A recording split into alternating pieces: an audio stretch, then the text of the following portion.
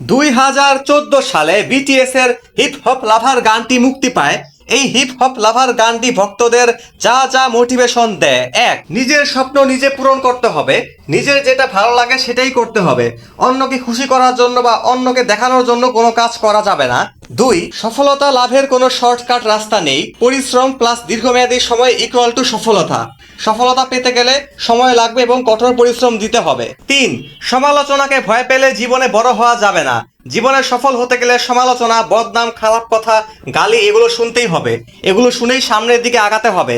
চার, আমি নিজে যেমন আমাকে সেভাবেই প্রকাশ করতে হবে।